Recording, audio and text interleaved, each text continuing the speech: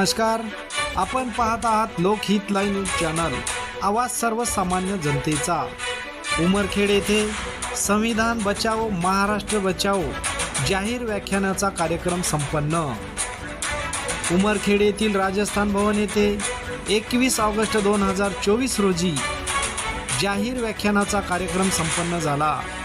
या कार्यक्रमाचे व्याख्याते प्राध्यापक श्याम मानव, राजकीय विश्लेषक व संस्थापक संघटक, अखिल भारतीय अंधश्रद्धा निर्मूलन समिती व या कार्यक्रमाचे अध्यक्ष उमरखेड महागाव विधानसभेचे माजी आमदार माननीय विजयराव खडसे हे होते।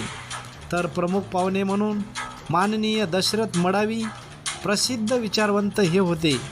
यावेळी मंचावरील सर्व मान्यवरांचे पुष्पगुच्छ देऊन स्वागत करण्यात आले। या कार्यक्रमाचे आयोजन श्री देवानंदजी मोरे पाटील, अध्यक्ष शेतकरी कष्टकरी संघ, श्री VH हनवते, संस्थापक अध्यक्ष भारतरत्न डॉक्टर बाबासाहेब आंबेडकर प्रतिष्ठान, श्री भीमराव सोनुले, अध्यक्ष भारतरत्न डॉक्टर बाबासाहेब आंबेडकर प्रतिष्ठान, श्री उत्तम बरवड सर, संचालक राजश्री शाहू महाराज स्मारक समिती, डॉक्टर DB अंबोरे सर, अध्यक्ष बिरसा क्रांती दल यांनी केले होते।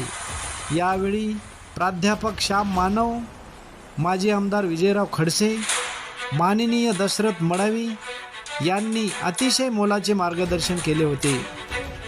या कार्यक्रमाला महाविकास आघाडीचे सर्व नेते, पदाधिकारी, कार्यकर्ते व हजारोच्या संख्येने नागरिक उपस्थित होते। लोकहित लाईव्ह न्यूजसाठी विजय कदम। आपण घडलो 2,65,000 मतांना हरल्याच्या नंतर त्या 2,65,000 मतांचा नीट काढून आपण 1,09,000 मताच्या फरकानं या ठिकाणी आपण विजय मिळवला। हे घोषक कशाचं आहे तर ही सगळी मंडळी या ठिकाणी विचारवंत आपल्यासोबत उतरली, हे त्याचं घोषक आहे। इतरही बाकीच्या संबंधाने एवढ्यावर या ठिकाणी हे प्रकरण थांबत नाही। तर या ठिकाणी जी काही मंडळी आहेत त्या मंडळींनी या सगळ्या लोकसभेमध्ये आपण आज पाहिलं, शेतकरी परेशान झाला, शेतकऱ्यांचा शेतमालाला भाव नाही, खताच्या किमती वाढल्या, शेतकरी हैराण झाला, अडचणींचे स्वप्न दाखवले, कुठेही अडचणी या ठिकाणी आले नाही। आमच्या तरुण लोकांना 2 कोटी लोकांना रोजगार देतो म्हणाले, त्या ठिकाणी 2 कोटी लोकांना रोजगार देण्याऐवजी अनेक कोटी लोकांचे रोजगार या ठिकाणी मिळले। तरुण सुद्धा त्यांच्यावर या ठिकाणी नाराज होता। आरक्षणाच्या बाबतीमध्ये देवेंद्र फडणवीस साहेब मुख्यमंत्री व्हायच्या अगोदर धनगराला पहिल्या कॅबिनेटमध्ये आरक्षण देतो असं म्हणाले, 5 वर्ष निघून गेले, अनेक कॅबिनेट झाले, परंतु त्यांना आरक्षण देण्याचं नाव मात्र या ठिकाणी नाही। आणि माणसामध्ये जातीजाती धर्मामध्ये कुठले आरक्षण असेल, धनगराचं आरक्षण असेल, मराठ्याचं आरक्षण असेल, तिथं कुठं तरी त्याच्यामध्ये फूट पाडण्याचा प्रयत्न करून त्या देशामध्ये या राज्यामध्ये अराजकता निर्माण करण्याचा त्यांचा मानस आहे।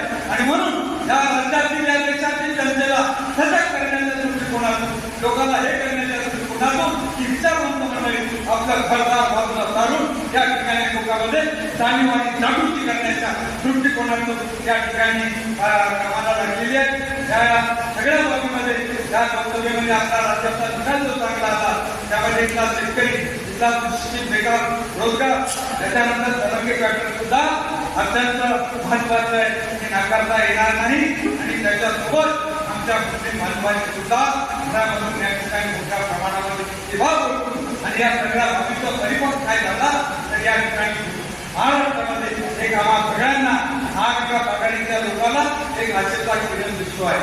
याही बाबतीच्या संबंधाने आज आपण इथे झालो, पण भविष्याच्या कालखंडामध्ये आपल्याला अजून सतर्क राहून या राज्यामध्ये समाजावर बंधुभावावर आधारित झाली लोकशाही संविधान जिवंत ठेवणारं सरकार या राज्यामध्ये आणणं गरजेचं आहे। संविधानाच्या संबंधाने संविधान बचाव, महाराष्ट्र बचाव, देश बचाव हा नारा घेऊन मंडळी त्या ठिकाणी खरं तर या संबंधामधून कोणताही काही करतात। त्यांना कधीपासून आता हरकत सारखा खूप ते आपण किती दिवस आपल्या घरावर आपण लावतो। त्यांना या तिरंग्याचा विरोध होता, त्यांनी तिरंग्याला विरोध केला, ती मंडळी आता हरकत तिरंग्याचा सोडून त्यांच्या कार्यालयावर नागपूरच्या 14च्या अगोदरपर्यंत त्यांच्या घराला प्रयत्नाकडे झोपला नाही ही माणसं बोलण्यासारखं उपायासाठी मला माझ्यासारख्या साधारण न करणाऱ्या माणसाला एवढ्या मोठ्या उंचीच्या माणसाच्या कार्यक्रमात अध्यक्ष या ठिकाणी त्यांनी आयोजन केलं. पायाला वेगळी माणसासारखे आमची विरसा गांधी दलाची मंडळी, शेतकरी कष्टकरी संघ यवतमाळची मंडळी, राजश्री शाहू महाराज समिती उमरखेडची मंडळी, बळीराजा महोत्सव समितीची मंडळी, इतर सगळी पत्रकार मंडळी, त्या सगळ्या मंडळी याचं आयोजन जे 2-4 जणांचे नावं जरी असले तरी या सगळ्या लोकांचा या ठिकाणी सहभाग आहे. आपण राजकीय पक्षाचे लोक पाहिजे त्या प्रमाणात काँग्रेस असेल, आघाडीचे म्हणून राष्ट्रवादी असतील, त्याच्यानंतर उभाटा असेल, यांच्यापेक्षा सगळ्या प्रकारचा कार्यक्रम या ठिकाणी या विचारवंत मंडळींनी राबवला. मी तुमचे मनापासून आभार मानतो. कारण आमचं काम, आपलं काम या ठिकाणी काँग्रेस आहे अजून कोण आहे या ठिकाणी आपलं सगळं काम हलकं करण्यासाठी ही मंडळी तिकीट कोणाला मिळेल, काय मिळेल ते पाहत आहे. कोणाच्या वाटाला येते काय नसेल तेही पाहत आहे. वाटाच्या वाटाला गेली, वाट्याचा माणूस राष्ट्रवादीचा साहेब वाटाला आहे, राष्ट्रवादीचं ताकदीनं लोक काँग्रेसच्या वाटाला आली तरी काँग्रेस त्या ठिकाणी ताकदीनं काम करू, त्या विचाराला महत्वाचे देऊन त्या ठिकाणी आणि तुमच्या मित्र पक्षाला एखाद्या अजून कोणी मित्र पक्षाला त्याचं सुद्धा